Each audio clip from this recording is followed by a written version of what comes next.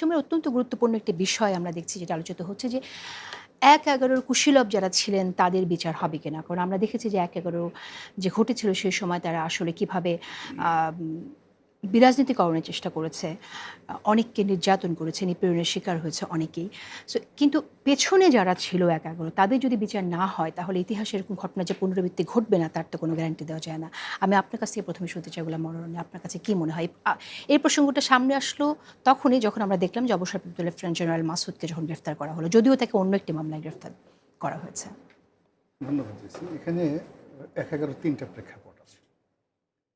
প্রথম প্রেক্ষাপট হলো যে তৎকালীন বিএনপি সরকার যাদেরকে ভালোবেসেছিল, বিশ্বাস স্থাপন করেছিল, তারা যুদ্ধের ময়দানে মীর জাফর যেভাবে নবাব সিরাজউদ্দৌলার সঙ্গে বিশ্বাসঘাতকতা করেছে, বিএনপি নিয়োগকৃত অনেকগুলো সরকারি আমলা, সামরিক এবং বেসামরিক আমলা এবং তাদের যারা পোষ্য ৫টা বছর বিএনপির যারা সুযোগ সুবিধা নিয়েছে, এই পুরো একটা চেইন তারা ওদের সঙ্গে মীর জাফর, মীর মদন এদের মতো করে বেইমানি করেছে।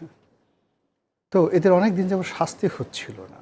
শাস্তি না হওয়ার কারণে অনেক মানুষ বলতেছিল তাহলে কি পৃথিবীতে আল্লাহর আর নেই, কেন এরকম হচ্ছে? এর কারণ হলো যখন এই ধরনের কোনো ঘটনা ঘটে, তারেক রহমান সাহেব, কোকো সাহেব বা বেগম জিয়া তাদের বিরুদ্ধে অনেকের অভিযোগ থাকতে পারে, বিচার হতে পারে, সেটা প্রচলিতভাবে। কিন্তু নিজের যারা লোকজন, একেবারে ঘরের যারা লোকজন, তারা যে বেইমানিটা করেছে 1/11-এর সময়টিতে, এটা আসলে আমাদের প্রকৃতি সহ্য করে না। তো অনেকে আশা করতেছিল যে এরা কেউ মন্ত্রী হচ্ছে, কেউ এমপি হচ্ছে, বুক ফুলিয়ে ঘুরে বেড়াচ্ছে, এইভাবে কি সারা জীবন চলবে কিনা।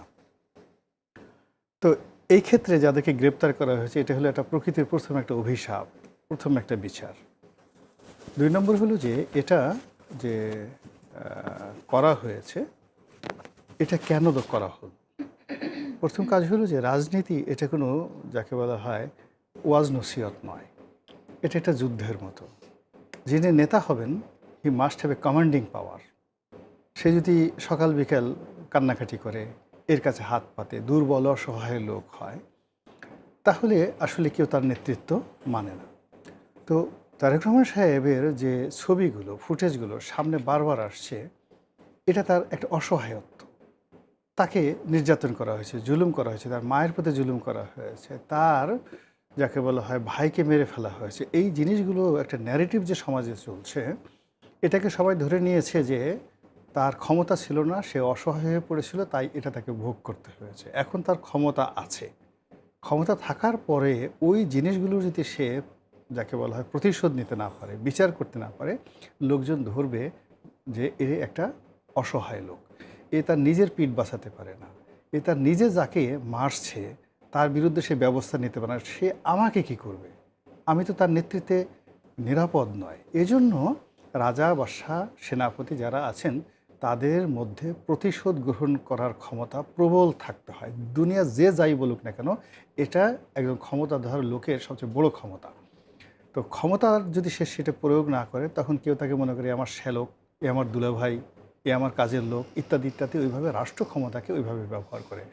এজন্য এই মুহূর্তে তারেক রহমান সাহেবের কিন্তু যে, আমরা এখানে একটি কথা বলি, আপনি প্রতিশোধ শব্দটি ব্যবহার করছেন তো, কিন্তু আমরা তো বলি যে প্রতিশোধ এটা সে কি রাজনীতিতে দিছে, না না সে এটা না আমরা না প্রতিশোধ দেখতে না চাই না। কিন্তু আমরা দেখতে চাই বিচার এবং তাও সুবিচার। না না, তারা আমি যে অপরাধটা আমি করেছে। রাজনীতির দর্শন বলছি, আমি তারেক রহমান সাহেবের কথা বলছি না। ওকে।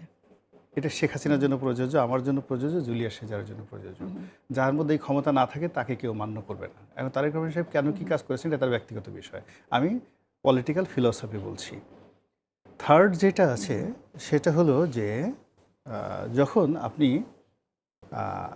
একটা জায়গাতে বসবেন, পাবলিক পারসেপশন, জনগণ আপনার কাছে কি চাচ্ছে, তো সেই জনগণ চাচ্ছে, তার সঙ্গে সঙ্গে একটা চেইন অফ কমান্ড, মানে আপনার প্রশাসন বলেন, সব জায়গাতে একটা চেইন অফ কমান্ড রাখতে হবে। তো সব মিলিয়ে মাসুদউদ্দিন চৌধুরীকে যে গ্রেপ্তার করা হয়েছে বা জেনারেল মামুনকে গ্রেপ্তার করা হয়েছে, এদের ভিতরে যে অভিযোগ আনা হয়েছে, সে চুরিচামারি করেছে, ম্যান পাওয়ারের ব্যবসা করেছে, তারপর ও তো স্বীকারই করেছে আমি ১,৫০০ কোটি টাকার একটা ইস্যু আছে, ওই যে জলশ্রী যে প্রকল্প, সেই প্রকল্পের হাজার হাজার কোটি টাকা লুটপাটের অভিযোগ সেখানে আছে। তো এই অভিযোগে তাদেরকে গ্রেপ্তার করা হয়েছে। কিন্তু জনগণ কি বলছে? জনগণ বলছে ওতে হবে না, ওদেরকে ওই মামলায় গ্রেপ্তার করতে হবে, তার সঙ্গে সঙ্গে 111-এর সময় তারা যে কুশীলভ ছিল সেই বিচারটাও তাদেরকে করতে হবে। এবং জনগণ আরও যেটা বলছে যে they are not the master mind, they are just ওই হাত চালিয়েছে, মানে তারা কাজটা করেছে, কিন্তু এর পেছনে যে সমস্ত কুশীলভ ছিল, মাস্টার মাইন্ড ছিল, অন্যান্য যারা ছিল, তাদের সবাইকে এই সময়টাতে এই 111-এর সাথে বিচার করতে হবে। এর কারণ হলো বাংলাদেশে যাতে আরেকটি 111 না আসে এবং এই ধরনের কর্ম করার দুঃসাহস যেন কোনো মানুষের না হয়। এজন্য আমি যে কথাগুলো বলছি এটা আমার নিজের কথা এবং এটা রাজনৈতিক দর্শন নয়। আমি মনে করি যে ১/১১-র সঙ্গে যারা জড়িত আছেন তাদের সবারই নিরপেক্ষ তদন্ত করে সুষ্ঠু বিচার হতে হবে, যেন সবাই মনে করে একটা ন্যায় বিচার হয়েছে। রাইট, আমি আসবো আপনার কাছে আবার।